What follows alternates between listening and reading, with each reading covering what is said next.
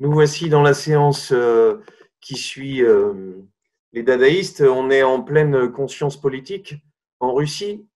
Voilà l'affiche que va réaliser, nous allons parler aujourd'hui de Maïakovski un petit peu, puisque ce sera le relais. Apollinaire est mort, c'est le nouveau poète qui va revenir tout le temps. Un homme, une tête de cochon, un homme puissant, très politisé, qui fait une poésie redoutablement efficace, qui ressemble à des slogans. On va voir Malevich qui va pas faire semblant de tuer la peinture en concurrence avec Rodchenko, l'auteur de cette affiche. Un tout petit peu Lisitsky et un tout petit peu Vertov, parce que 40 minutes, l'air de rien, ça passe assez vite. Le Maïakovski est au cœur, il vient d'un coin paysan de la pas encore URSS. Et vous avez un documentaire de Patrick Rothman qui parle de cette transformation de la révolution russe. Voilà, le tsarisme s'effondre.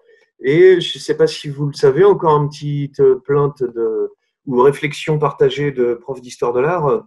Le siècle commence en 1917, c'est souvent cité, c'est une des grandes années du XXe siècle où il se passe beaucoup, beaucoup de choses.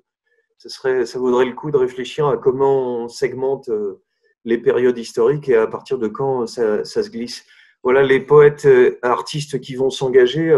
Mayakovsky ici, Lily Brick qui sera sa muse, on peut dire ça comme ça, Eisenstein qui est ici lors d'une rencontre dans les années 20 avec des Japonais, et puis des œuvres, de l'architecture, et c'est ça qui va conduire à ce radicalisme qui va nous amener à de la peinture abstraite chez Rodchenko et chez Malevich, voire très très abstraite, puisqu'on va aller jusqu'au monochrome, la peinture la plus simple possible, pour deux raisons qui sont très simples. Finalement, ce que je vais vous expliquer aujourd'hui n'est pas compliqué du tout, c'est juste que c'est très radical, en fait, que ça va plus loin dans cette façon de laisser la réalité à la photographie, à l'anecdote. En fait, l'art nouveau et révolutionnaire, être moderne, c'est couper le pont avec ce qui allait avant, faire une révolution, justement, changer, faire table rase de ce qui se passait avant. Et donc, dans des formes, il faut que les choses soient adaptées à la société nouvelle, à la vie nouvelle qu'on souhaite et qui est déjà là, en un sens, par la révolution industrielle aussi. Et donc, les artistes qu'on va voir sont plutôt, c'est plutôt assez simple à comprendre, en fait, ce qu'ils souhaitent faire, des formes, des rythmes. Voilà, Rodchenko et Mayakovsky qui sont assez proches. Voilà à quoi ressemble une petite gueule de poète. C'est plus du tout un chevelu romantique face à la mer de nuages comme Friedrich.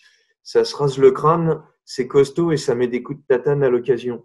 Ce qui veut dire que dans la façon d'écrire, ça va prendre, comme le collage cubiste dont on a parlé, des morceaux de choses, les associer, être proche du slogan politique, être proche de la publicité. Et un petit extrait, voilà, ça, le nuage dans le pantalon, c'est tout un programme. Il y a bien évidemment dans le texte pas du tout de nuage et pas du tout de pantalon. Ce sera l'occasion d'aller jeter un œil. Et pour vous montrer qu'on peut être une brute et être amoureux fou et le dire, là, Marie plus près, rien que cette façon d'apostropher, c'est une façon d'apporter une autre musique dans le texte, dans ton indécence déshabillée ou dans ta crainte frissonnante. Donne-moi de tes lèvres le charme non fané, mon cœur et moi n'avons jamais vécu jusqu'en mai. Cette phrase-là, on dirait de l'Apollinaire, justement. Il n'y a guère eu que 100 avril dans toute ma vie passée. Des choses très. Des phrases courtes, des rythmes compréhensibles, une poésie qui va être pour tout le monde. Et voilà la Lily Brick qui va, après la mort de Mayakovsky à 36 ans, continuer à propager son œuvre. Lily Brick, qui est aussi réalisatrice, et le modèle de cette affiche que vous avez en fond d'écran. Et puis un peu la sœur de quelqu'un de connu. Vous n'aurez qu'à chercher, il y a un musée qui lui est consacré dans l'Essonne.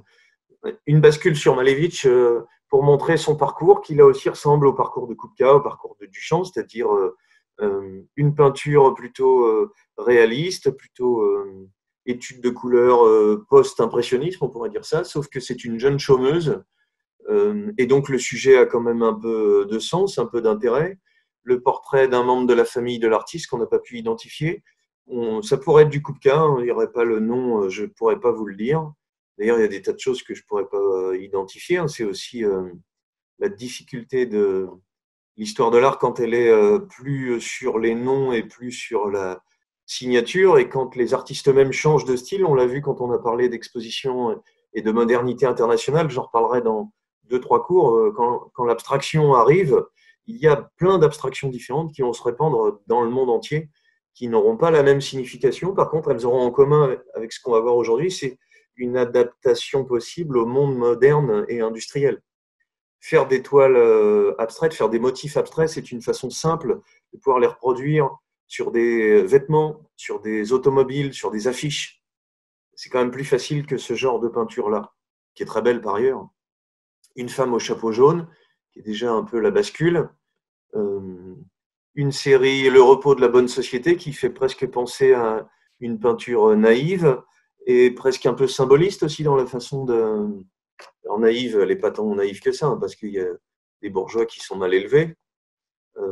Naïve dans la façon de répartir la surface et dans la façon d'utiliser, il faudra s'en souvenir encore, chez Malevich notamment, la modernité, c'est une façon de rompre avec ce qui était passé, mais une façon aussi, on l'a vu chez Goncharova Larionov, d'aller vers le folklorique, c'est faute de meilleurs termes, les références paysannes non culturelles, pour le dire entre guillemets, non savantes.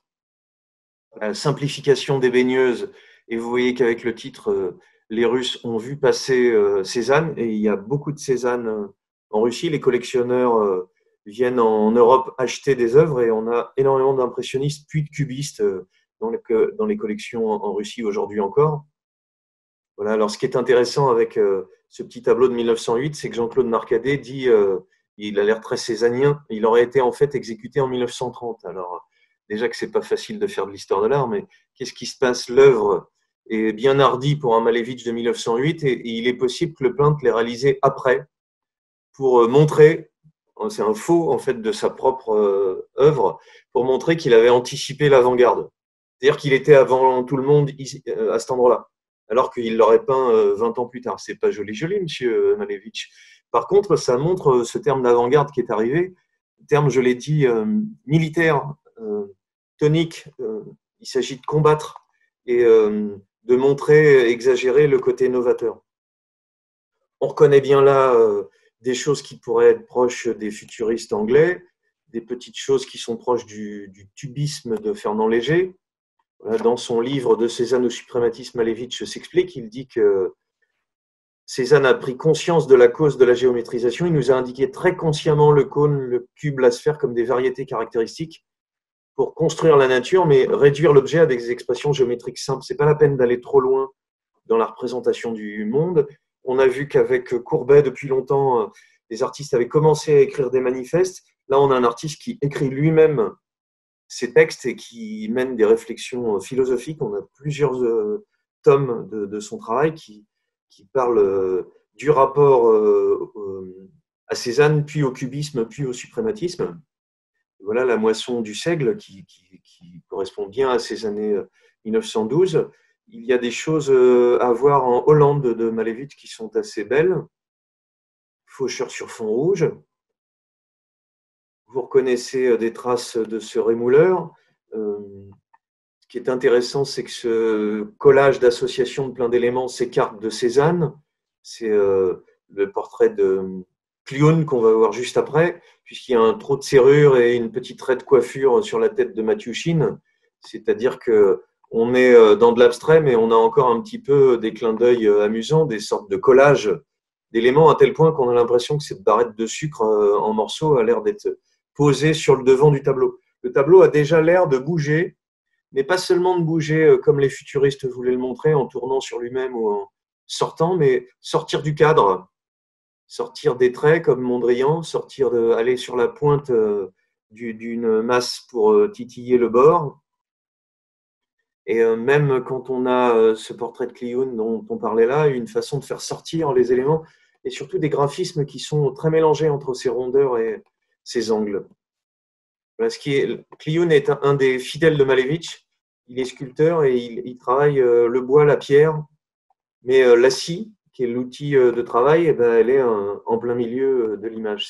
C'est pour dire qu'il s'agit de déconstruire, de jouer avec les formes, mais aussi à chaque fois de ne pas faire tant que ça n'importe quoi. Il n'y a plus de psychologie au sens où le spectateur pourrait retrouver une petite histoire, en être triste et en sourire. Il s'agit de prendre, je dirais, la psychologie comme une couleur, tout comme Duchamp disait que les mots et le décalage entre le titre et l'œuvre vue étaient une couleur. Dernière chose qui est une merveille, gare de transit Kountsevo. Voilà, c'est une station de la banlieue de Moscou et ce que le commentaire ajoute, c'est que tout a bougé, le train, la gare, le nom de la station. Et le mélange qui est intéressant, c'est qu'on a peut-être un effet de fumée. Si vous vous souvenez, c'est lointain, mais c'est très drôle parce que les fumées de Monet, c'est 1880, on est en 1913, il y a quand même que 30 ans d'écart. Vous comprenez pourquoi le choc thermique a été puissant, mais aussi, comme pour les cubistes, du graphisme qui commence à entrer dans les images. Il ne reste plus que le haut de Kountsevo. Il est ici, il est presque masqué. Un jeu dans l'espace en profondeur, un jeu dans l'espace de la toile en sortie extérieure-intérieure. Et celui-ci de Malevich est une merveille puisqu'on a un jeu construit de forme et puis on a une vache réaliste qui flotte. Et ce que nous apprend le texte, c'est que Malevich ne connaît pas du tout la psychanalyse qui est arrivée dans ces années-là, je vous en ai parlé un peu quand même. Et avant les dadaïstes et surréalistes, il met toujours, il s'oppose à la logique qui dresse une barrière contre les mouvements subconscients. Donc cette idée de subconscient, avant qu'elle soit trustée et récupérée par Freud, elle intéresse beaucoup d'artistes. Pas de logique, on met des choses côte à côte, des formes, sans parenté picturale ou psychologique, sans perspective, sans rapport d'échelle, mais qui vont créer un sens en fait par télescopage, créer un sens dans l'œil de celui qui regarde. Dernier commentaire sur les œuvres d'avant le radicalisme de Malevich. Eh bien, vous pourriez l'analyser tout seul. Hein. Un jeu avec le passé, un jeu avec de la photo, un jeu avec de la typo, un jeu avec du graphisme, un jeu avec du texte. La Joconde, on est en 1914, mais elle est déjà menacée par le carré noir. Vous allez voir que, si vous ne le savez pas, Malevich, juste après, va peindre un carré noir sur fond blanc, rien de plus, rien de moins. Symbole de la peinture ancienne telle qu'on l'admire, mais il semblerait qu'avant, la Joconde avait une clope collée en vrai. Par contre, le terme qui est au-dessus, c'est appartement à vendre. Voilà, c'était l'art ancien n'existe plus, n'a plus d'intérêt, il est barré. Avançons un peu, toujours cette pratique du collage qu'on a aperçu avec le vorticisme et les textes importants, très importants de Malevich, quand disparaîtra l'habitude de voir dans les tableaux des petits coins de nature, des Madones, des Vénus. Alors, quand on aura fait disparaître ça, nous verrons l'œuvre picturale. C'est là où ce que j'ai à vous montrer est finalement très simple. Faire ça, c'est faire rien de plus que de la peinture. Il y a un mouvement parisien qui, juste après ça, arrivera autour de Mondrian, qui parle d'art concret. C'est une bonne façon, je trouve, de le faire comprendre, c'est-à-dire, vous avez devant vous des rectangles jaunes, noirs, rouges et bleus sur un fond blanc. Rien de plus, mais rien de moins non plus. C'est-à-dire, vous avez des formes qui sont finalement assez dynamiques, hein, qui sont plus mouvementées, plus rythmées que ne le fait Mondrian. Le carré est une forme subconsciente, c'est la création de la raison intuitive, rien de plus que ça. Des choses qui sont plus subtiles de couleur qu'on ne pourrait l'imaginer, moins rébarbatives qu'on ne pourrait l'imaginer, avec des choses qui s'approchent les unes des autres. Vous voyez, on a le carré noir, ça va être le statisme complet. Et là, on a quelque chose qui est très, très dynamique, qui me fait penser à du futurisme italien très, très simplifié. On a vu que le terme était suprématisme, on essaye d'aller encore plus loin. Toute la peinture passée et actuelle, dit Malevich, avant le suprématisme, a été asservie par la forme de la nature et attend sa libération pour parler dans sa propre langue. Et ne pas dépendre de la raison, du sens, de la logique, de la philosophie, de la psychologie, des différentes lois de la causalité, des changements de la vie, en fait. C'est le temps, c'est l'art de la peinture, de la sculpture, n'ont été jusqu'ici, et il a un sens de la formule merveilleux, qu'un chameau battait de tout un fatras d'odalisques, d'empereurs égyptiens, Salomon, de Salomé, de princes, de princesses avec leurs toutous chéris, de chasse et de la luxure des Vénus. Jusqu'ici, il n'y a pas eu de tentative picturale en tant que telle, sans toutes sortes d'attributs de la vie réelle. Et toujours la même formule, et vous comprenez mon costume du jour. La peinture était une cravate sur la chemise amie donnée d'un gentleman, et le corset rose compressant le ventre gonflé d'une dame adipeuse. La peinture, c'est le côté esthétique de l'objet. Elle n'a jamais été originale, n'a jamais constitué, et c'est là le plus important, son propre but. Quand on peint ça, c'est une peinture qui montre de la peinture. Et quand on l'expose dans un coin comme ici, et comme on l'a aperçu dans un coin ici, lors de cette exposition importante 0.10 à Pétrograd en 1915, il s'agit de faire quelque chose qui soit des signes plastiques, rien de plus. Et vous le savez peut-être, et c'est pas si anodin que ça, c'est à la fois peint à la main, c'est pas du tout une machine qui l'a fait, c'est avec toute la maladresse du peint à la main. Par contre, si c'est dans un angle, c'est ainsi qu'on exposait les icônes dans les maisons traditionnelles russes. Il s'agit donc de faire, j'ai parlé avec Mondrian d'une sorte de bijou, de rien de plus que orner une surface. Ce qui va intéresser Malevich avec ces 3 toiles, le carré sur un carré, c'est la stabilité la plus complète. Le rond est déplacé dans le carré, il est déjà un peu dynamique, et la croix n'est pas tout à fait centrée dans son carré. Donc il ne s'agit pas seulement de peindre rien, il s'agit de peindre et de faire jouer les images, si je peux appeler ça une image. Est-ce qu'on peut appeler ça une image? C'est la bonne question. Les unes avec les autres. Vous avez vu juste la transition juste avant, c'est ce dégradé de jaune qui fait que les formes qui bougeaient ont fini par devenir de simples signaux. Et dans cette expo de Pétrograd, on a encore un petit peu des choses dynamiques de sa première période et des choses aussi radicales que celle-ci. Je trouve ça très beau, hein. C'est très simple, il n'y a rien de plus que ça. C'est pas compliqué à comprendre, pas besoin d'en faire plus. Une autre chose encore plus belle qu'on ne voit pas souvent, on vient de la voir il n'y a pas très longtemps à Beaubourg exposé. Malevich va faire il va être invité avec Lissitzky à enseigner avec Chagall à l'école de Viterbo en 19, puis ils vont foutre Chagall dehors. Une bonne idée. On a ses têtes, hein. Vous ne verrez pas beaucoup de Kandinsky, je suis désolé pour vous. Il va faire ce qu'on appelle des architectones, c'est-à-dire des formes simples qui ont l'air d'être des sculptures. C'est moi qui ai fait ces photos lors de l'exposition. Qui ont l'air d'être des sculptures de volumes simples blancs, qui pourraient être des grandes architectures, qui pourraient être des décors, qui sont une façon de simplifier tout autant ce que l'on voit, en fait, ce que dit Malevich en 27. On peut distinguer 2 formes créatrices, l'une au service de la vie pratique et l'autre au-delà de toute utilité pratique. Voilà, ce qui est concret, c'est pour les sciences et la religion, et ce qui est le reste, c'est abstrait, c'est l'art. C'est pour ça qu'il parle de suprématisme. On va au-delà de ce qu'on perçoit. On a des formes qui sont pures, pas d'anecdotes, pas d'histoire, rien à comprendre. En un sens, tout à sentir, architectonesse. On n'en voit pas souvent, et c'est assez beau dans sa simplicité. Je ne vous montrerai pas de céramique que fait Malevich, mais il va faire toute une série aussi dans cet esprit-là. Puis pour aller encore plus loin, dans cette idée de non-représentation, et c'est assez important, c'est pas la même chose qu'un carré noir sur un fond blanc. Il va peindre sur une toile blanche qui est peinte, un carré qui est tracé, qui est peint aussi, c'est-à-dire la peinture, c'est très difficile à prendre en photo, hein.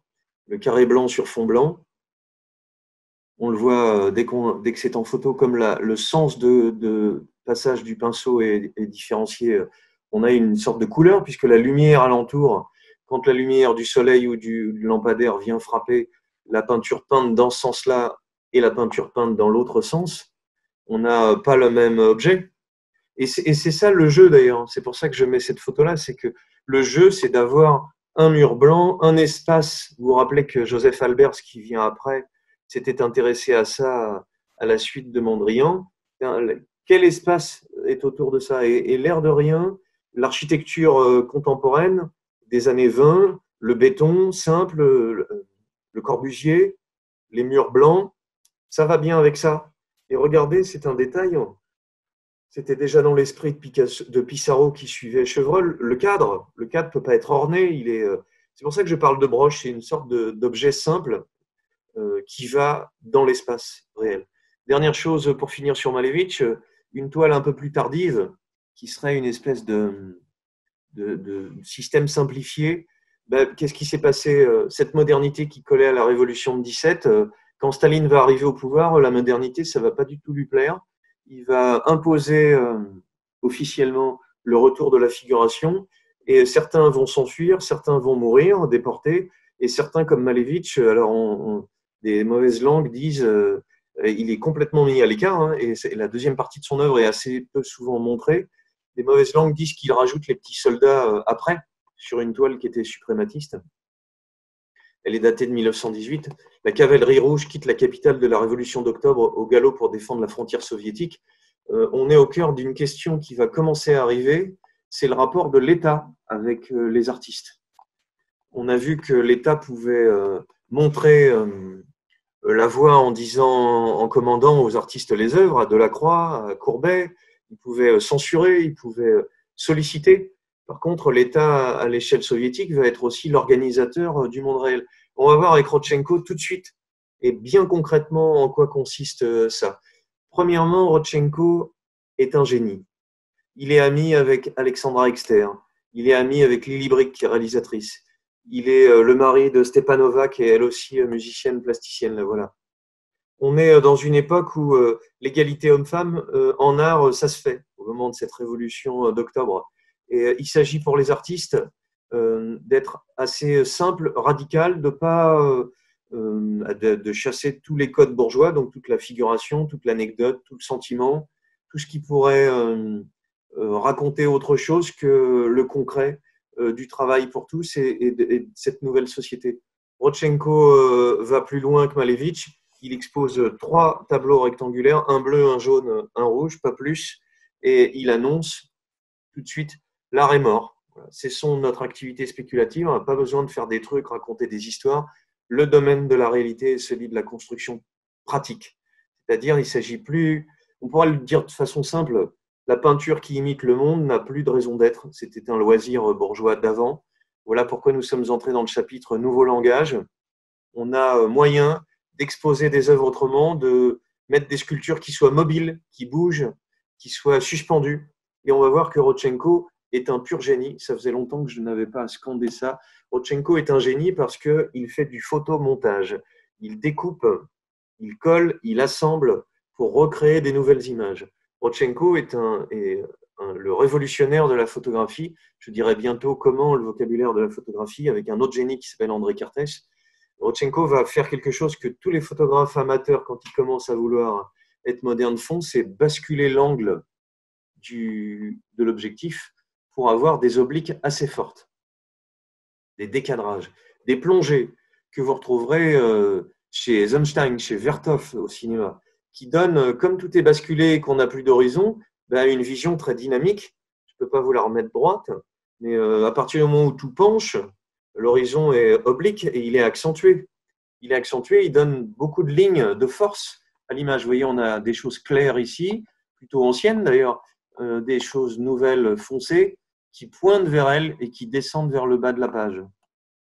Des choses en très très forte contre-plongée, des contre-plongées qui accentuent cette architecture de Tatlin que je vous avais montré juste avant, une architecture industrielle qu'il va valoriser et flatter, puisqu'il s'agit de montrer la construction, l'ingénierie, tout le génie russe qui est en train de s'assembler. Et donc, il va s'intéresser à ces nouveaux objets. Nouveau cadrage, nouvelle façon de regarder le monde et de s'intéresser à sa rythmique, on pourrait dire. Cette photo-là, c'est un grand succès de scandale, puisque vous connaissez peut-être le cuirassé Potemkin de Eisenstein, où on voit ce landau qui tombe au-dessus des escaliers et une lutte d'historiens de l'art pour savoir si c'est Rodchenko qui a eu le premier l'idée de jouer avec ce motif complètement abstrait, dont quelques éléments dynamiques suffisent à accentuer le rythme et à les faire sortir de l'abstraction. Mais ce qui est intéressant chez Rodchenko, photographe, on a dit photomontage, ça fait un Rodchenko génial. 2, la photographie. On a des photos qui souvent, avec ce système de plongée, de cadrage, reprennent voilà, des plongées cadrage. Toujours le travail en train de se faire, toujours l'énergie d'un peuple de la pure idéologie politique, bien évidemment. Mais ce n'est pas parce que l'idéologie peut se discuter qu'il ne peut pas y avoir des gens géniaux au service de journaux, au service de cadrage et de jeu avec la lumière extraordinaire. La femme Oleïka, un savoir-faire communiste. Le copain Mayakovsky, voilà, photo initiale, c'est là l'art de la photo. On a dit cadrage, on a dit plongée, contre-plongée, jeu avec l'abstraction, jeu avec la lumière, cadrage, recadrage. La vraie photo, une plaque qui va servir à imprimer, rezoomer et rebasculer. Un copain en photo pris en train de jouer dans une fête, la joie collective accentuée, recadrée. Des séries de paperasses de la bureaucratie, en vrac, dans un endroit de bureau, recadré, un peu basculé. Le copain Mayakovsky, en grand, l'air pas commode, il n'est pas là pour ça, et puis c'est pas son style. Il y a de la force dans son travail. Recadré, c'est quand même plus fort. Le journaliste au travail, recadré, plus puissant. Le cadrage permet que des éléments sortent. On n'a pas besoin de la tête du personnage. La main est juste à la frontière, elle est en train de s'appuyer sur le bord. Mais ce qui est intéressant, c'est le travail intellectuel qui est en train de se faire. Voilà, le monde est en train de changer et les artistes l'accompagnent. Le cadrage, vu du dessus, qui écrase l'ensemble, qui donne quelque chose de très abstrait. Je pourrais faire peut-être une petite histoire pour ceux qui ont la mémoire longue. Vous vous rappelez peut-être qu'Aibot a commencé à faire des vues du dessus. Ce que Munch, sans doute, a compris et refait, vue du dessus. Le vu du dessus écrase l'ensemble des détails, tout devient au même niveau et tout devient une espèce de forme abstraite. On ne sait plus si on est en dessous des arbres ou au-dessus d'une flaque. Le même cadrage donne toujours du dynamisme à l'ensemble. Vous voyez à quel point les règles de composition de tiers ou d'obliques sont changées dès qu'on pousse le contraste. Et notre copain Thierry Gentil, si vous ne connaissez pas ce merveilleux photographe, on abuse régulièrement, toujours une dynamique forcée, vue du dessus. Une photo de sa mère, on n'est pas du tout dans le sentimentalisme, on est dans quelque chose qui regarde le monde autour de lui et qui le valorise. Le copain poète, recadré. La plongée vue du dessous qui transforme les personnages. Lily Brick, la copine de Mayakovsky, qui deviendra sous peu un motif. Jeu avec la lumière, on l'a dit. Jeu avec le hors-champ, c'est-à-dire on ne sait pas ce qu'elle voit, on ne sait pas où elle est. Une dynamique s'installe dans le fait que des choses sont autour de l'image, tout autour. Le cadrage est un petit peu en plongée, c'est-à-dire qu'on est presque posé sur les genoux du monsieur. Le jeu de superposition d'images, encore un génie de la photographie. Mayakovsky, quand il a des cheveux, sans, c'est plus fort. Troisième élément, Rodchenko est un génie. Des jeux pour les enfants, des petits livres, puisqu'il s'agit d'être pratique. Voilà, des découpages tout simples, quand ils sont éclairés, peuvent devenir une petite histoire. Faites ça chez vous, éclairez-le et faites-les avancer pour faire image par image une petite histoire à envoyer à des enfants que vous ne voyez pas. Ça va les occuper, ça vous occupera beaucoup aussi. Voilà, jeu pour les enfants, photographie, photomontage. Jeu presque abstrait. Passons à la suite. On a photomontage qui revient. Une photo et le matériau pour retravailler sa propre image à partir de graphismes qu'il va inventer. Parce que ce qui se passe aussi, c'est, quatrième raison de traiter Rodchenko de génie, il va s'appuyer sur une pièce de théâtre, La Punaise, écrite par Mayakovsky. Il va dessiner les costumes des personnages. Le voici Mayakovsky. Oh ben, un petit coup de main, musique de Shostakovich. Meyerhold est devant et Rodchenko avec. C'est pas mal comme quartet pour pouvoir faire avancer l'ensemble. La Punaise, c'est une pièce merveilleuse. Voilà les combinaisons de travail qui s'est glissé. On verra tout à l'heure Rodchenko avec. La Punaise, c'est un type qui se retrouve congelé après une catastrophe et qui se réveille plus tard dans le monde d'après et qui veut devenir un bourgeois. Il s'agit de critiquer les goûts bourgeois. Plateau de théâtre. Voilà, on pourrait, dans mon quatrièmement, Rodchenko est un génie, on pourrait en mettre un cinquième. Travailler pour le théâtre veut dire costume, éclairage, décor et scénographie. En plus, ils sont amovibles, bien évidemment. Les voici les panneaux qui permettent de jouer avec la typo devant, derrière. Cinquième raison de traiter Rodchenko de génial, les volumes. Un volume plat qui, une fois désassemblé, va flotter et faire des vides et des pleins avec des rythmes. Des volumes qui sont très simples, avec des outils qui sont très simples. On est vraiment dans le moderne très pur et en même temps fait avec des matériaux qui sont d'une grande simplicité, presque d'une grande brutalité. On a vu ça chez Hans Arp, le dadaïste, mais il s'agissait plutôt de jouer avec des objets récupérés. Là, il faut que le matériau ne mente pas, qu'il soit le plus simple possible. Vous imaginez bien qu'on est avec des petits modules, mais qu'on peut également être sur des grandes choses monumentales qui seraient des symboles non figuratifs, qui ne racontent plus d'anecdotes, qui ne sont plus le portrait de quelqu'un, mais qui sont des merveilles de rythmique visuelle et de créativité. On en est à mon cinquième membre.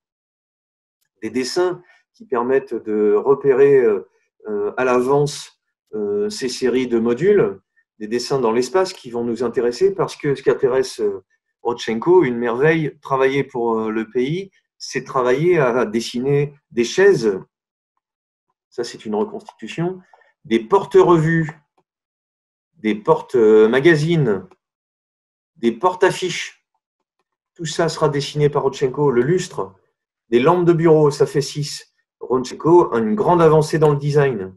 Des mobiliers, chaises pliantes, il faut que ça soit pliable, que ça puisse s'assembler, que ça puisse se déplacer, que ce soit des fauteuils-lits pour des clubs collectifs. On retrouve ici photo d'archives, celle-ci. Non reconstituée, un petit Lénine dans le fond.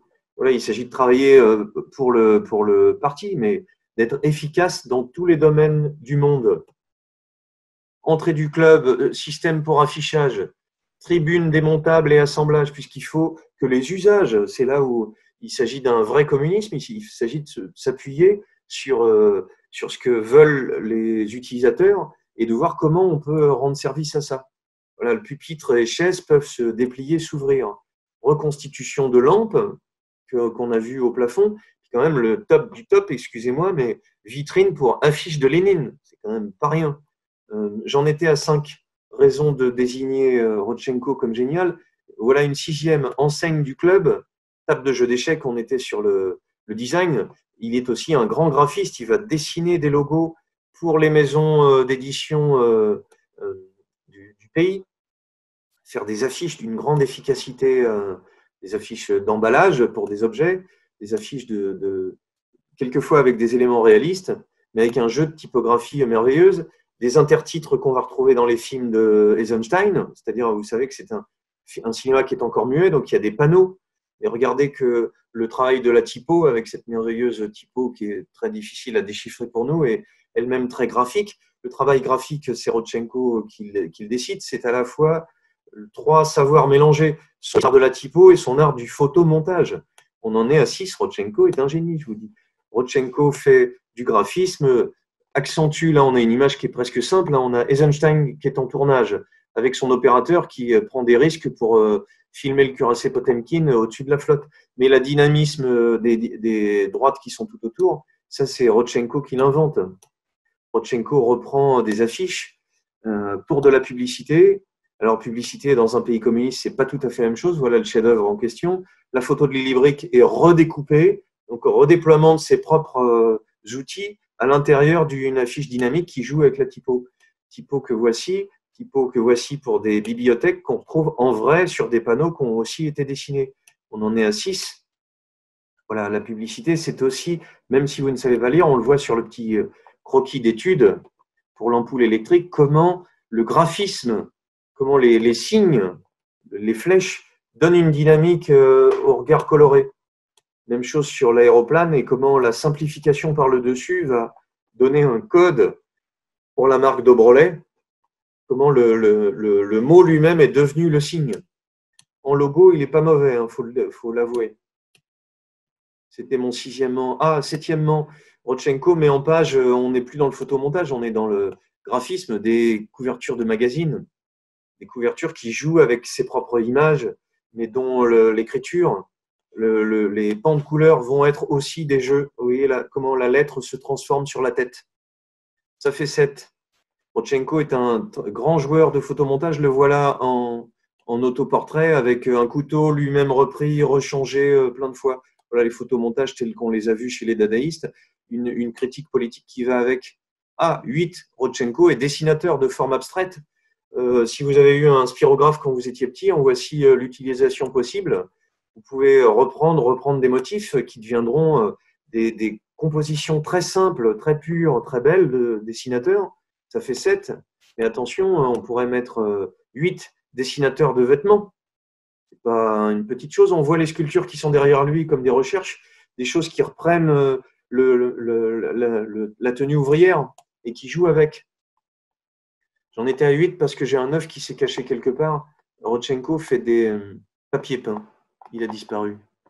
Me voilà pas si en retard que ça.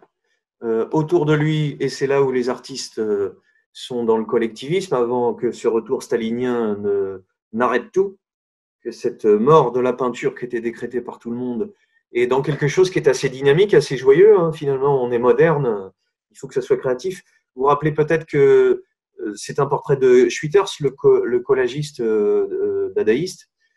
C'est Lissitzky qui fait cette œuvre.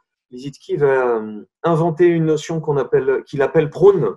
Vous n'aurez qu'à chercher P-R-O-U-N. C'est une façon de désigner la façon de peindre, on pourrait dire ça.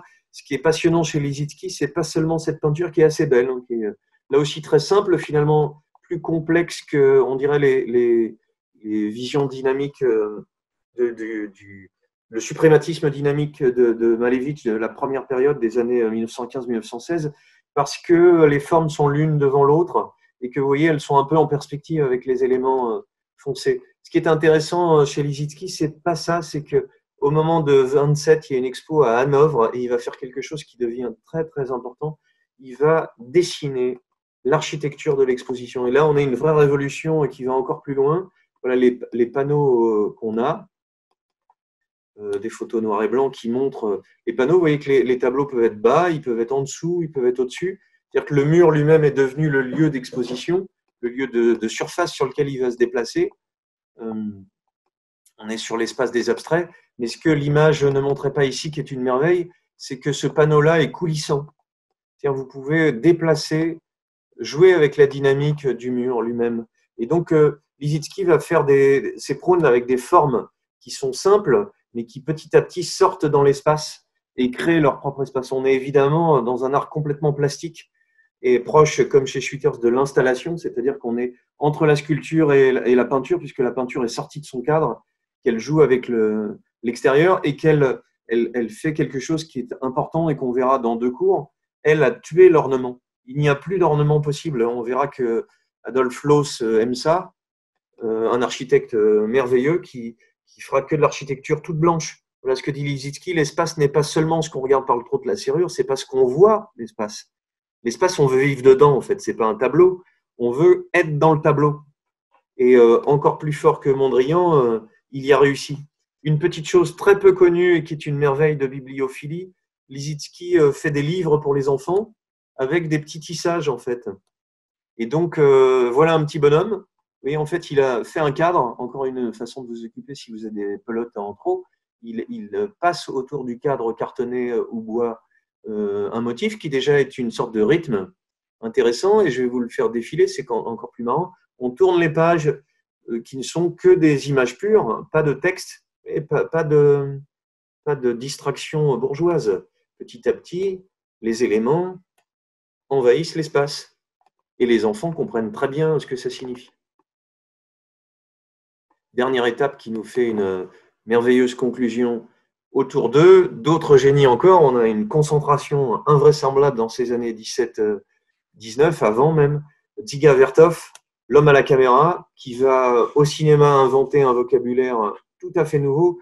Le cinéma date de 1895, on va voir un peu plus tard comment cette grammaire va s'imposer. Je viens d'expliquer en quoi la grammaire de l'appareil photo s'imposait, je le verrai après-demain avec Kertész. Voilà, Vertov veut être celui qui filme les ouvriers réels dans la vraie vie de tous les jours, mais qui va jouer avec des superpositions d'images, des incrustations d'images les unes dans les autres, des gros plans, trouver un vocabulaire nouveau, des surimpressions décalées, des surimpressions. Et voilà, c'est la première fois ce que dit l'intertitre, que le cinéma est totalement séparé du langage écrit et de la narration, du théâtre et de la littérature. Un cinéma qui serait pur, il n'y aurait rien d'autre que l'image. Michael Kaufman, le chef caméraman, est important de le retrouver un peu plus tard ailleurs. Le son qu'on entend ici a été ajouté postérieurement. Regardons une minute ensemble et on se dira demain juste après. Parce que le début de l'homme à la caméra, qui est assez efficace, il raconte beaucoup de choses. Le début d'une salle de spectacle, le film presque entre guillemets en temps réel, et plus le théâtre. Voilà, le cinéaste est allé filmer dehors, voilà l'autoportrait. On est dans la salle, personne, je ne vais pas commenter, mais vous allez voir, il raconte quelque chose sans mots, sans texte, juste par l'association d'images.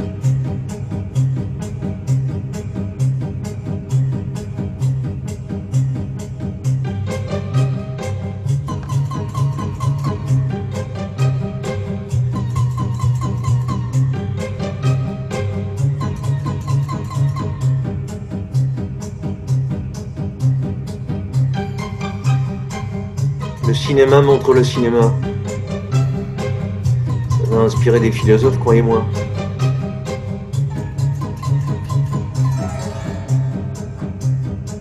Et j'oserais une équivalence incroyable. Le moment où la mèche va s'approcher pour allumer le début du film me fait penser au doigt tendu du Christ face à Dieu sur le plafond de la Sixtine.